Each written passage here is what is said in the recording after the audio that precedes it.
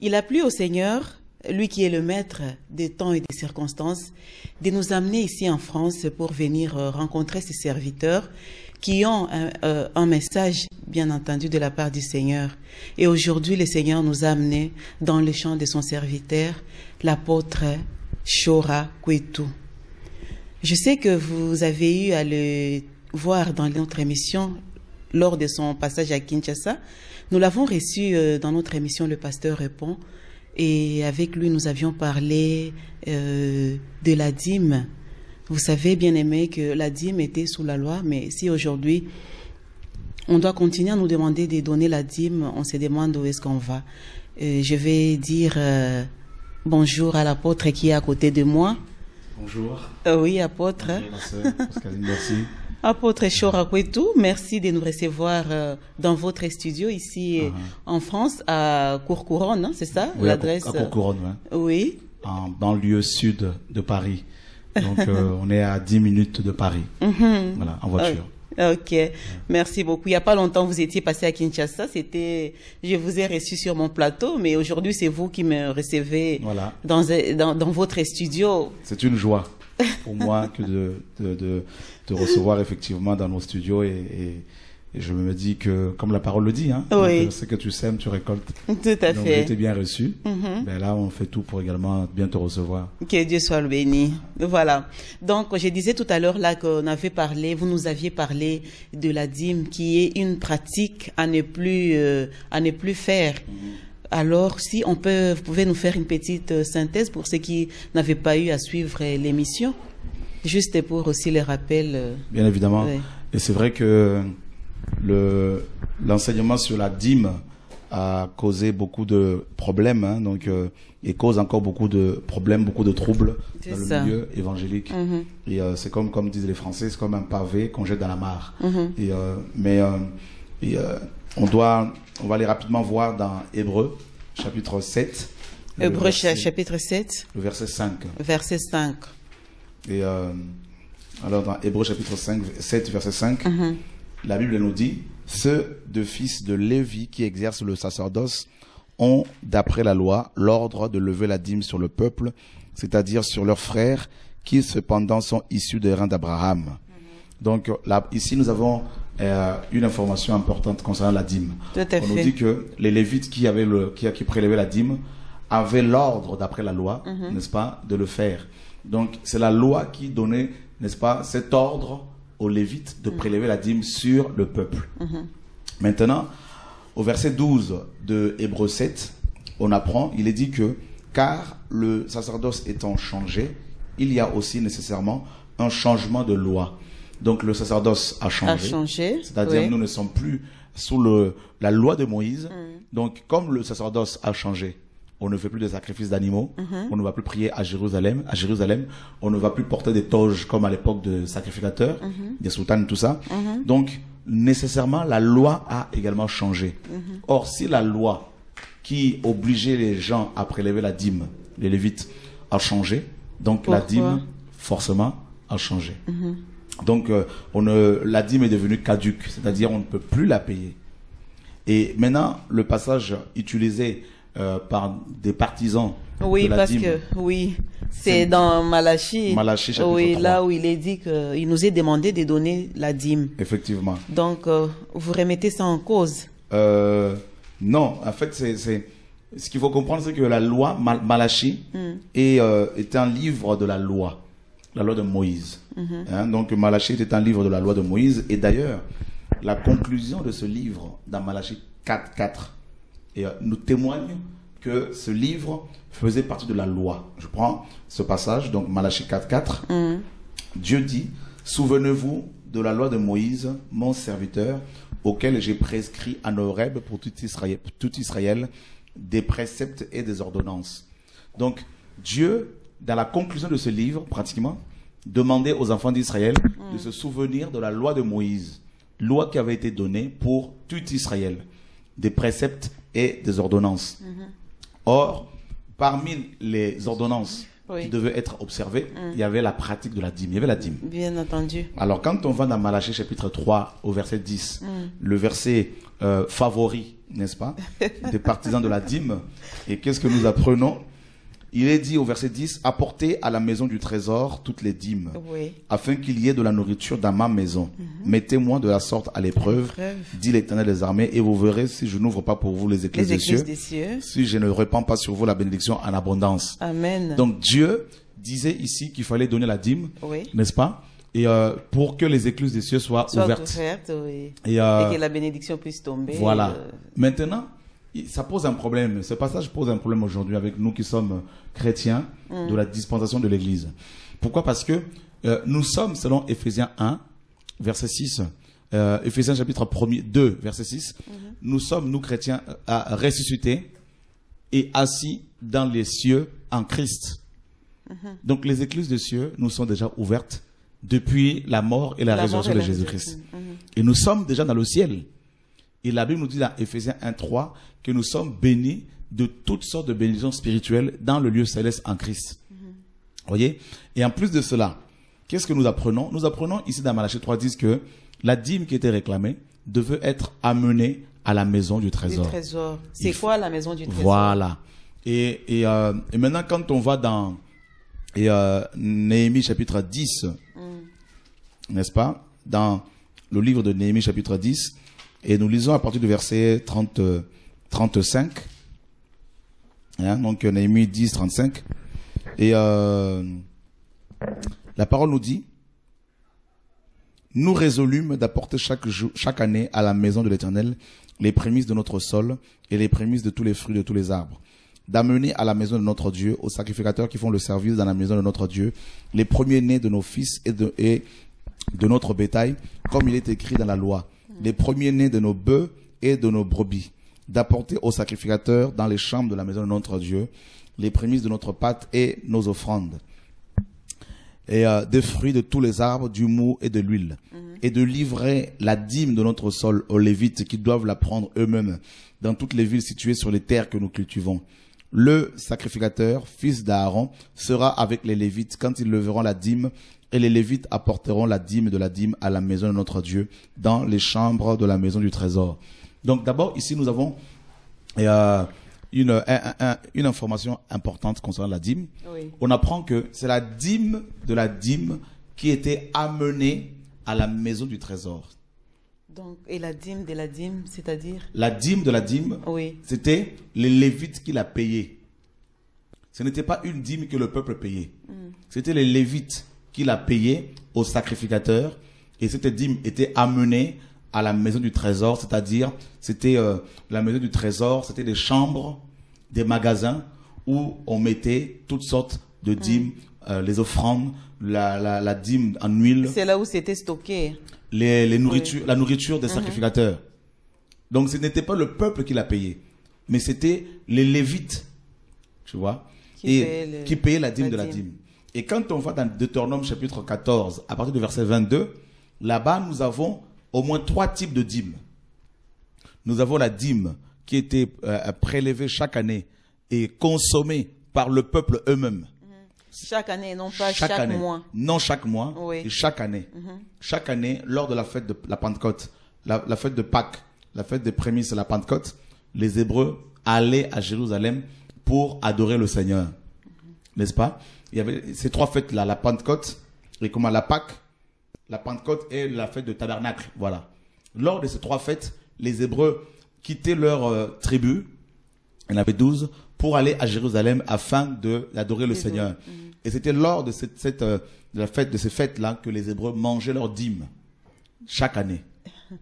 Manger leur dîme ou payer leur dîme? Non, eux-mêmes. En fait, ça c'est la première dîme. C'est la dîme qui revenait au peuple eux-mêmes. Et on la voit dans Deutéronome 14, 22 à 26. Donc même le peuple, donc le peuple eux-mêmes prenait cette dîme. Voilà, voilà. Et la deuxième dîme, c'est la dîme qui revenait aux pauvres, veuves, étrangers et orphelins. Elle était prélevée tous les 3 ans. Tous les 3 ans. Tous les 3 ans. Et la troisième dîme, c'est la dîme des Lévites, que le peuple payait aux Lévites. Et elle était prélevée également tous les 3 ans, à la même époque que la dîme des pauvres. Et la quatrième et la dernière sorte de dîme, c'est la dîme de la dîme, que les Lévites payaient aux sacrificateurs. Et c'est de cette dîme-là dont il est question dans Malachie 3.10. Tu vois? Donc, quand les gens, maintenant, des pasteurs, utilisent Malachie 3.10 pour exiger la dîme aux chrétiens, ils ne se rendent même pas compte que ce verset est mal interprété. Que Malachie 3.10 réclamait la dîme qui était apportée à la maison du trésor. Et dans Néhémie 10, on comprend que c'est la dîme de la dîme que les Lévites payaient. Oui, que les Lévites devraient payer. Voilà. Et en plus de cela, beaucoup de pasteurs disent aux chrétiens que eux, pasteurs, ils sont des Lévites. Alors que c'est faux. Parce que dans Hébreux chapitre 7, on apprend que, mes amis, vous qui nous suivez, que Jésus-Christ, qui est notre référence, qui est souverain sacrificateur, selon l'ordre de Melchisédek, Jésus-Christ est sorti de la tribu de Juda. Tribu dont Moïse n'a fait aucune mention par rapport au sacerdoce. Donc Jésus-Christ, qui est souverain sacrificateur, est sorti de la tribu de Juda. Donc si nous, chrétiens, nous sommes sacrificateurs, comme la parole le dit, dans 1 Pierre 2, 9 et Apocalypse 1, 4 à 7, et également Apocalypse 5, 8 à 10, il est dit que nous sommes, nous chrétiens, des sacrificateurs. Donc, nous sommes de la tribu de Juda. Donc, nous ne sommes pas des Lévites. Nous ne sommes pas des Lévites. Les Lévites étaient tous des Juifs, descendants biologiques, physiques d'Abraham.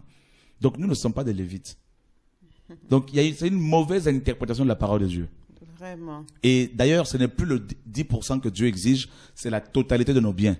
Voilà pourquoi aucun chrétien n'a payé la dîme. Aucun apôtre n'a pris la dîme d'un chrétien.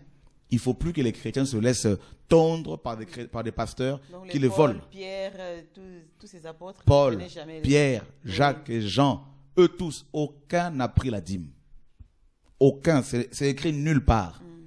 Donc tous ces pasteurs qui prélèvent la dîme, n'est-ce pas mes amis, vous qui nous suivez, soit ils sont dans l'ignorance, alors il faut qu'ils se repentent, soit ils sont tout simplement des voleurs, connaissant la vérité, ils ne veulent pas la partager avec vous. Je vais l'échapper. Voilà.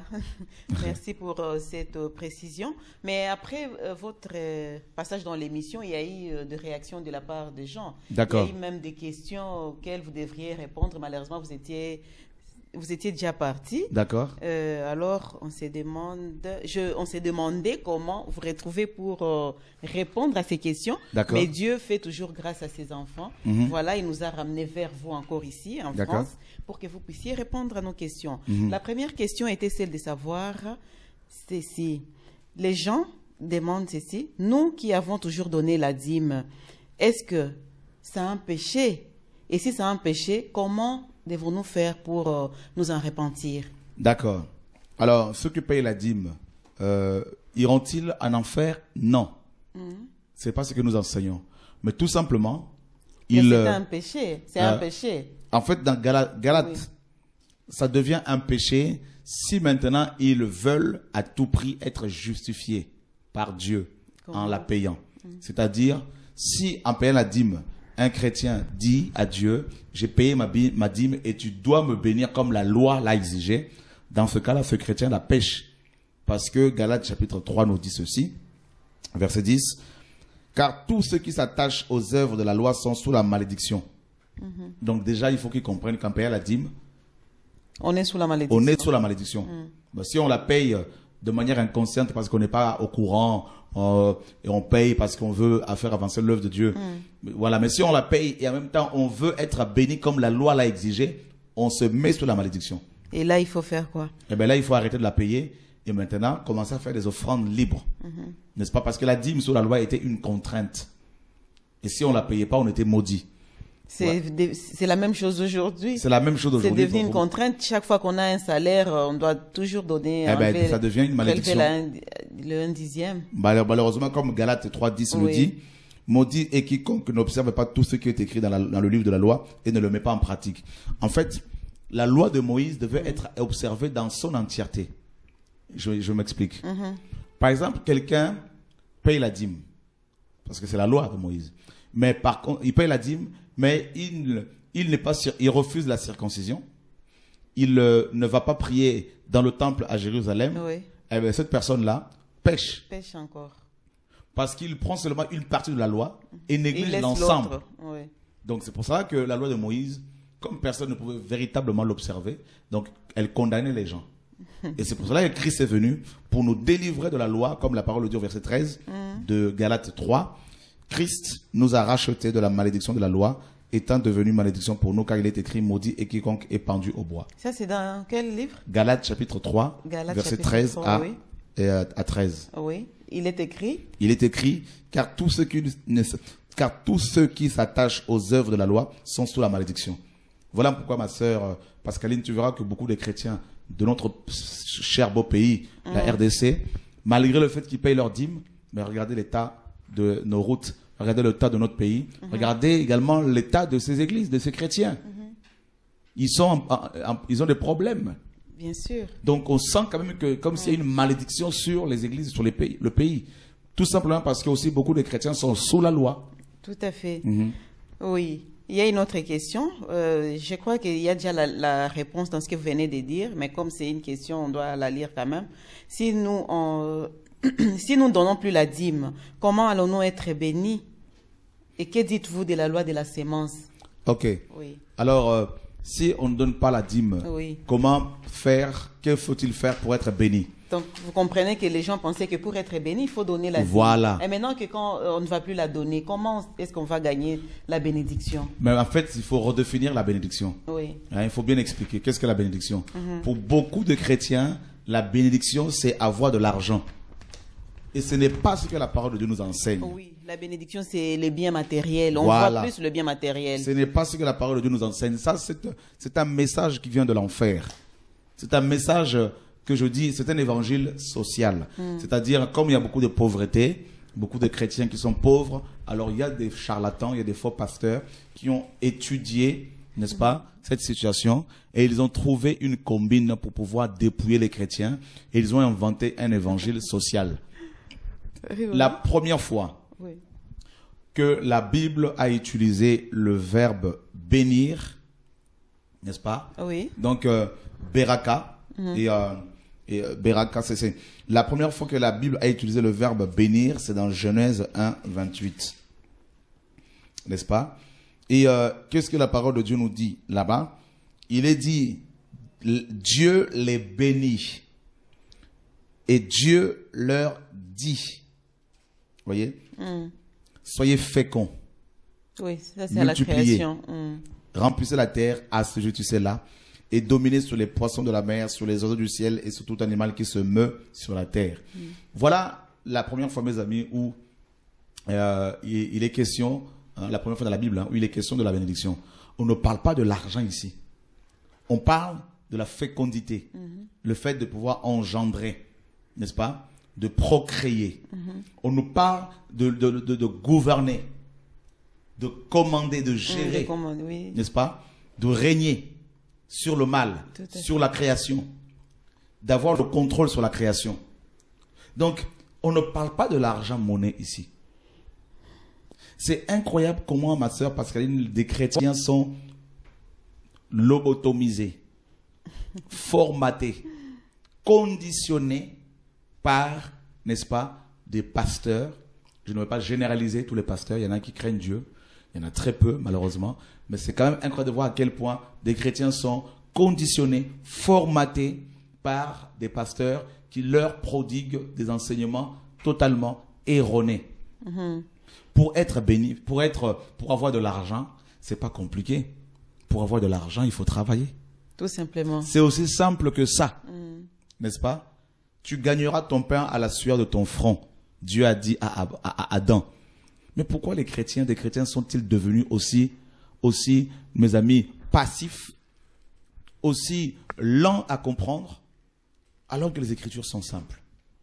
Oui, il y a une loi naturelle qui veut que quand on sème, on récolte. Oui, c'est Paul ça. le dit, Oui. celui qui sème peu, moissonnera peu. Celui qui sème abondamment, moissonnera abondamment, dans 2 Corinthiens 6. Mais il faut d'abord comprendre ce que c'est la semence. Ma sœur Pascaline, tu sais, dans Luc chapitre 21, on nous apprend que Jésus-Christ était dans le temple de Jérusalem. Il y avait des riches qui étaient là, qui donnaient des offrandes. Ils donnaient des superflus, Oui. des millions et des ce millions. qu'ils avaient. Et on nous dit qu'il y a une pauvre femme qui est venue, Une veuve. une pauvre femme veuve, et qui va donner 2 petites pièces. Et c'est cette offrande qui va toucher le cœur du Seigneur. Parce qu'elle a donné tout ce qu'elle avait pour vivre, alors que les autres donnaient Des millions. Oh, oui. Mais ce n'est pas tout ce qu'ils avaient. Et le Seigneur a été touché parce que cette femme a donné avec son cœur. Oui. Et elle a fait confiance au Seigneur, croyant que Dieu était capable de la nourrir. Mais quand on regarde l'état de nos églises ici en RDC, on voit tous ces bishops qui sont dans des gros 4x4, Navigator, Jeep, tout ce que vous voulez. Oui. Ils en ont 3, 4, 5. Et leurs chrétiens, leurs frères et sœurs, leurs collaborateurs sont à pied. Mes amis, vous ne voyez pas qu'il y a quelque chose qui ne tourne pas en rond? Est-ce qu'il faut qu'un ange descende du ciel pour vous dire que ces églises sont malades? Excusez-moi, une fois j'avais reçu un pasteur qui est venu avec une grosse Jeep à l'émission. Et puis je lui ai posé la question, pasteur, une telle Jeep, ça coûte? Il m'a dit, non, ma sœur, je ne l'ai pas acheté, c'est une sœur qui me l'a donné. Elle a été touchée, elle me l'a donné. Bon, là, dites-moi, qu'est-ce que je devrais faire? Ben en fait, là, si tu réfléchis bien, si tu creuses un peu, tu verras, ma sœur, que ces chrétiens qui vont donner ces voitures à ces pasteurs, en général, c'est parce qu'ils ont été au préalable conditionnés. Oui. Ils ont reçu de faux enseignements. C'est-à-dire des enseignements qui leur ont fait croire que s'ils ne bénissaient pas l'homme de Dieu, ils ne seraient pas bénis. Mais malheureusement, si c'est souvent les femmes qui sont des victimes, est-ce que ça peut s'expliquer spirituellement ou comment? Bien sûr, parce que quand Satan a voulu détruire Adam, il est passé par sa femme, par Ève. Parce que la femme est un sexe faible, comme la parole dit dans 1 Pierre. La femme est un vase fragile. C'est-à-dire la femme a été créée pour recevoir des belles paroles. La femme est une fleur. Donc, comme elle a été créée pour recevoir des belles paroles, elle a besoin d'entendre des belles paroles. Or, il se trouve que ces pasteurs sont des bons parleurs. Ils savent comment parler.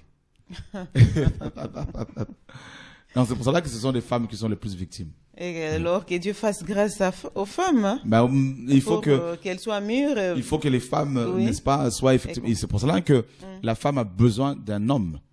Un homme, parce que l'homme va plus se raisonner, réfléchir. Et donc, c'est pour cela que nous prions pour que les femmes trouvent des hommes matures, capables de leur apporter un équilibre. Et en ce qui concerne les offrandes pendant le culte, qu'est-ce que vous en pensez? C'est aussi une question d'un téléspectateur. Les offrandes pendant la réunion d'église, pendant le culte, sont tout à fait bibliques. Mais toutefois, l'apôtre Paul nous dit dans le livre de 1 Corinthiens, chapitre 16, par exemple, dans 1 Corinthiens, chapitre 16, il est dit, au verset 1er, « Pour ce qui concerne la collecte en faveur des saints, agissez vous aussi comme je l'ai ordonné aux églises de Galatie. » De la Galatie. Que chacun de vous, le premier jour de la semaine, mette à part chez lui ce qu'il pourra, selon sa prospérité, afin qu'on n'entende pas mon arrivée pour recueillir les dons. Vous voyez donc, l'apôtre Paul nous donne un conseil. Que chaque semaine, c'est-à-dire chaque dimanche matin, chaque dimanche, avant que les gens n'aillent à l'assemblée, c'est à la maison qu'on prépare son offrande. Ce n'est pas à l'assemblée. Vous savez, quand les gens vont donner parce que le pasteur a parlé de la semence, ça devient de la séduction. Quand les gens vont donner à l'assemblée, parce que l'homme de Dieu a dit qu'il faut donner 100 000, qui sont ceux qui ont 1000 dollars, qui se mettent debout, qui sont ceux qui ont 500 dollars, qui se mettent debout, ça s'appelle de fonds. C'est de l'arnaque. C'est du vol. Chrétien, ouvrez les yeux. Donc c'est à la maison, dans la présence de Dieu, chez soi à la maison, en priant, c'est là que Dieu nous dit combien il faut donner. C'est là qu'on prépare. Le chrétien doit préparer son offrande. À la maison. Oui. C'est pas à l'assemblée. Ce n'est pas dans l'assemblée quand on doit faire passer le panier 2, 3 fois, 4 fois. Non. Ça devient du matraquage publicitaire. Ça devient du conditionnement. Du vol, tout simplement. Oui. On a encore demandé si, comme vous n'acceptez pas, vous ne prenez pas la dîme et peut-être aussi les offrandes, on suppose, comment vous faites-vous pour avancer l'œuvre de Dieu? Non, nous avons des offrandes libres. Nous avons des offrandes libres, comme je dis. Les frères et sœurs préparent leurs offrandes à la maison, comme la parole nous l'enseigne. Parce que maintenant, la dîme, c'était la loi. Et comment nous faisons pour avancer? Il y a des dons libres, volontaires. Donc, vous ne vivez pas de la dîme? Non, je ne vis pas de la dîme, ni des offrandes que les églises donnent. Et je veux dire, je n'ai pas de salaire. Voilà. Apôtre Chora, vous êtes un homme de Dieu. Et il est dit que l'homme de Dieu doit bien s'habiller parce il est le ministre au fait de Dieu, il parle de la part du Seigneur, il doit être bien habillé. Mais vous, on vous voit toujours en claquette, pantalon simple avec un t-shirt. Est-ce que cela est digne d'un homme de Dieu? Oui, mais tu vois, ma soeur Pascaline, tu es à Paris avec moi ici, et tu sais que Paris est la capitale de la mode. Ça, c'est sûr. Donc, j'ai des frères et sœurs. Avec tous les griffes qu'il y a ici. Voilà. Oui. Donc, j'ai des frères et sœurs même qui ont notamment un couple qui dirige un magasin de vêtements. Hein, donc, ils vont souvent commander leurs vêtements en Italie, parce que l'Italie aussi est un pays qui est réputé tout à fait. En matière d'habillement, tout ça. Donc, je veux dire, qu'est-ce qui m'empêche, avec tous les frères et sœurs qui sont avec moi, qu'est-ce qui m'empêche, étant à Paris, étant un vrai Parisien, parce que j'ai grandi à Paris, qu'est-ce qui m'empêche de me saper, hein, plus que les grands sapeurs? Rien. Mais en fait, il faut quand même que les chrétiens de Kinshasa comprennent un peu les choses, frère. Vous savez, la pauvreté fait parler beaucoup de gens. Vous savez, quand un pauvre arrive à avoir un peu de succès, il va vouloir se rattraper, hein, rattraper toutes les années de galère. Et beaucoup de pasteurs ici à Kinshasa, c'est comme ça. Quand ils étaient en babouche dans les cités, hein, là-bas à Kimbanseke, à Kinsenso, Selemba ou tout ça, oui. Kinsenso, tout ça là. Quand ils étaient là-bas, ils étaient dans la souffrance, en claquette, en babouche, hein, à Moussounia Bata comme on dit. Maintenant, quand ils ont eu un peu de succès, n'est-ce pas, et qu'il y en a certains, quand ils arrivent à faire un petit tour ici en Europe, mais c'est pas possible. Quand ils reviennent à Paris, à Kinshasa, ils ont la peau éclaircie, pour certains, et on ne peut même plus leur parler. Vous ne voyez pas que ça, c'est excusez-moi du terme, hein, mais c'est de la bassesse, c'est très puéril, c'est enfantin. Hein. Je crois que, honnêtement, Jésus-Christ était simple. N'est-ce pas? Il n'avait rien pour attirer nos regards, comme Ésaïe 52, 13 à 14 nous l'enseigne. Donc, je crois qu'il n'y a pas besoin un homme de Dieu, n'est-ce pas, on ne le reconnaît pas par son habit. On le reconnaît par les fruits. Comme Matthieu 7, 16 nous l'apprend à 20. Vous les reconnaîtrez par leurs fruits. fruits. Voilà. Donc, quand Jean-Baptiste a envoyé ses disciples dans Luc chapitre 7 pour demander si Jésus-Christ était bel et bien le Messie, Jésus n'a pas dit, regardez comment je suis sapé. Il a dit, écoutez les aveugles voient, les sourds entendent, l'évangile est annoncé aux pauvres, les morts ressuscitent, les lépreux sont purifiés, et allez dire cela à Jean. C'est ça, être un messager. Ce sont les fruits, les œuvres qui parlent. Voilà. Et Jésus-Christ disait, les œuvres que je fais parlent d'elles-mêmes. C'est tout. Donc, j'ai pas besoin de prouver à qui que ce soit. C'est pas de porter des vestes qui coûtent $1000, des chaussures. Pas du tout. D'ailleurs, ça m'intéresse pas. Je me vois mal, ma soeur Pascaline, me mettre en costume et cravate quand il fait 40 degrés. Honnêtement. J'ai des costumes, mais très honnêtement, je ne suis pas très costume. Vraiment. Voilà. Et oui, nous continuons toujours la série des questions. Il est dit encore que aujourd'hui les pasteurs à Kinshasa monnaient la bénédiction. C'est-à-dire, ils vous demandent de donner autant, une somme là précise, pour avoir une telle bénédiction. Mais si vous donnez encore plus, vous serez encore plus béni par rapport à la somme que vous allez donner. Qu'est-ce que vous en pensez, apôtre Chora? Ça, c'est tout simplement du vol. Je crois fermement, je crois personnellement que plus de 95% des églises de la RDC sont malades. Je crois vraiment que ce sont des églises qui doivent fermer. Parce que elles ont causé plus de dégâts que les gens du monde. Et ça, c'est tout simplement du vol. C'est comme si Dieu est devenu un loto, hein, du loto. Vous savez, le loto, quand on va faire du jeu, c'est un jeu d'argent.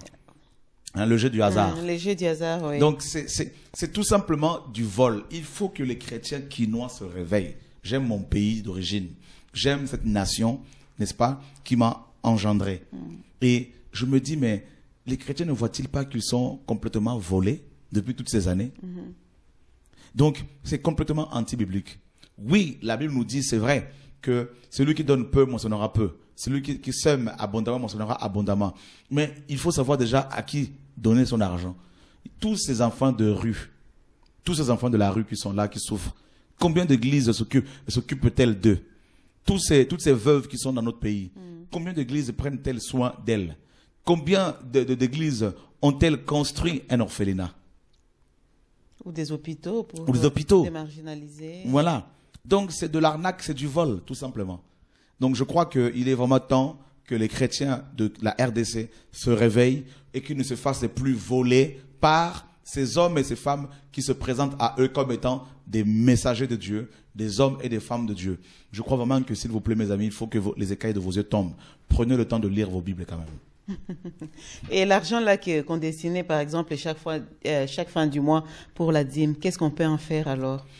L'argent que les frères et sœurs ont, l'argent qu'ils gagnent en travaillant, Dieu peut leur dire de prendre 10% et de le donner aux pauvres. Ils peuvent aller à Mama Yemo, à l'hôpital national, enfin général. Oui, hôpital général. Donc de soutenir les malades. Dieu peut leur dire de prendre 5% pour aller donner aux orphelins. Dieu peut leur dire de prendre 15%, d'acheter du pain pour aller le donner aux Chégués. Et leur témoigner l'amour de Dieu. Pourquoi enrichir toujours le pasteur? Il y a un problème. Il y a un problème. Et ces hommes deviennent tellement riches qu'ils vont se construire des villas à Binza là-bas, Pigeon. Ils vont se construire des villas ici et là. Et ils vont avoir des maîtresses au vu et au su de tout le monde. Et tout le monde trouve ça naturel. Et ils finissent par divorcer et se remarier pour ils virent leur femme parce qu'elles deviennent vieilles. Après qu'elles aient eu à donner plusieurs enfants. Tout à fait. Et ils les chassent, les traitant de sorcières, une femme d'adultère. Et puis après, ils vont épouser leur secrétaire ou leur choriste. Et tout le monde trouve ça normal. Mais les gens sont aveuglés. Ma sœur Pascaline, beaucoup de chrétiens ici en RDC sont aveuglés. Ils sont dans ce qu'on appelle les sentiments. Il y a un problème que nous avons dans notre culture. Dans la culture africaine, congolaise notamment, il y a cette notion qui veut que l'on n'est-ce pas, qu'on l'on ferme les yeux devant le mal. Quand on voit le péché, il ne faut pas le dire haut et fort, c'est le péché. C'est l'hypocrisie. Devant toi, tout le monde va te sourire. C'est ça. Et derrière toi, tout le monde te critique. C'est ça, le Congolais.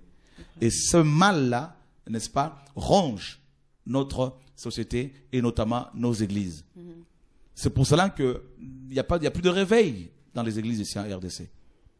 Mais on les appelle pourtant des églises de réveil. Oui, on les appelle des églises de réveil. Et, mais malheureusement, il n'y a aucun réveil. Parce que qu'est-ce que le réveil? Le réveil, sur le plan naturel, c'est quand on sort du sommeil le matin. C'est la prise de conscience, de son environnement. N'est-ce pas? C'est une prise de conscience de son environnement, de son état. Et quand on se révolte, voilà, pour changer. Voilà, parce que quand on se réveille le matin, on se dit, bon, il est 7 heures, je vais travailler, j'ai des rendez-vous. C'est fini avec les sommeils, je pars travailler. Voilà. Et mais spirituellement, le réveil, c'est ça. Le réveil, c'est aussi une prise de conscience sur son état spirituel. Et l'on commence aussi, le péché, on commence à s'en défaire, à s'en débarrasser, à s'en détacher. Et c'est ça le réveil. Et il se trouve que dans ces églises appelées ou dites églises de réveil, il n'y a pas de réveil. Mais il y a un autre réveil, c'est vrai. C'est le réveil par rapport au péché. C'est le réveil par rapport au divorce et remariage. C'est le réveil par rapport à la course à la mise en place de télévision chrétienne. C'est la course par rapport au voyage ici en Europe. Alors qu'ils ne vont pas, au lieu d'aller au bas Congo pour faire des missions là-bas, ils n'y vont pas. Parce qu'il n'y a pas les euros là-bas. Et c'est toutes ces choses que nous devons dénoncer. Vraiment. Ça fait mal au cœur de voir nos églises dans cet état de choses. Oui, apôtre Chora, nous sommes ici chez vous en France. Est-ce que vous avez constaté quand même qu'il y a une certaine façon, il y a une différence entre les pasteurs de prêcher, la façon de prêcher entre les pasteurs d'ici en France et ceux de la RDC? Très honnêtement, et pour ton information et pour l'information des bien-aimés qui nous suivent en ce moment même, il n'y a pas tellement de différence parce que Satan n'est pas congolais. Satan n'est pas africain. Satan est un esprit qui peut, n'est-ce pas, ensorceler n'importe qui peut ensorceler toute personne qui lui tend la main. Donc, c'est pas vraiment c'est la même chose. Il y a, par exemple, ici, en fait, en sillonnant un peu les églises, aussi bien à Kinshasa qu'en France, aux États-Unis, je me rends compte qu'en fait, c'est le même esprit. C'est le même esprit. C'est le même esprit, c'est l'évangile de la prospérité, c'est le New Age qui est rentré dans l'église. Hein? Donc, c'est cette église émergente, cette église apostate, cette église complètement babylonisée, jézabélisée, c'est-à-dire une église dirigée par l'esprit de Jézabel, qui est un esprit religieux. Une église, mes amis, où l'on voit les démons tels que l'esprit de Balaam, l'esprit de domination, l'esprit qui aime le matériel, n'est-ce pas? L'esprit de Nicolaïte qui veut dire domination, hein? Donc qui écrase le peuple, où les chrétiens sont devenus les esclaves des pasteurs, n'est-ce pas? Ils sont là pour tondre leur pelouse, pour les conduire, n'est-ce pas? Ils sont là pour faire à manger, pour aller chercher les enfants à l'école, les enfants du bishop. Donc les chrétiens ne sont plus au service du Seigneur, mais au service des pasteurs, au service de leurs femmes, au service des parents du pasteur. Donc ils sont au service de l'église, mais non au service du Seigneur. Parce qu'on peut plus servir son église locale que Dieu. Il y a une différence entre servir Dieu et servir son église locale. Quand on sert son église locale, on est au service de l'homme de Dieu, qui est le Dieu ou le patron de l'église locale. Mais quand on sert Dieu, le Dieu de la Bible, on peut être en désaccord avec son pasteur parce qu'on lui dit la vérité. On lui parle d'après le Seigneur, selon la parole de Dieu. Donc il y a une différence, chrétien. Écoutez bien. Vous voyez, il y a une différence. Beaucoup de gens font un amalgame, un mélange entre servir l'église au protocole, à la chorale, n'est-ce pas, à la sécurité, à la louange et à la trésorerie, et servir Jésus. Quand on sert Jésus, on peut être envoyé par lui pour dire à son pasteur qu'il est dans l'impudicité, qu'il est dans la cupidité, qu'il est dans l'orgueil. On va être le messager du Seigneur et non le messager de l'homme de Dieu. Et c'est pour cela que, mes amis, nous devons ouvrir les yeux, ouvrir les oreilles pour faire attention, parce que beaucoup de chrétiens vont en enfer tout simplement parce qu'ils ont plus servi leur église locale que Dieu. Et c'est pour cela, dans Romains chapitre 1, à partir du verset 20 là-bas, la Bible nous dit que, à partir du verset 18, la colère de Dieu se révèle du ciel contre toute impiété et toute injustice des hommes qui retiennent injustement la vérité captive. Car ce qu'on peut connaître de Dieu est manifeste pour eux, Dieu le leur ayant fait connaître. En effet, les perfections invisibles de Dieu se voient à l'œil nu quand on les considère dans son ouvrage, n'est-ce pas? Ayant donc connu la vérité, ils n'ont pas glorifié Dieu tel que, ils ont préféré servir la créature au lieu du Créateur qui est béni éternellement. Et ils ont préféré, mes amis, adorer la créature.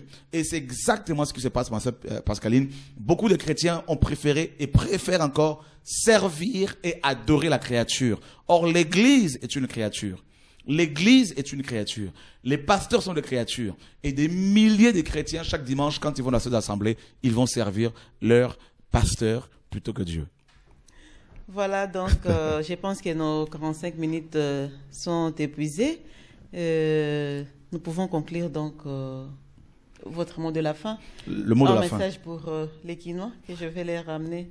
J'aime mon pays d'origine. Je suis, comme je le disais, français. J'ai grandi à Paris, mais j'aime mon pays, la RDC. J'ai à cœur ce pays.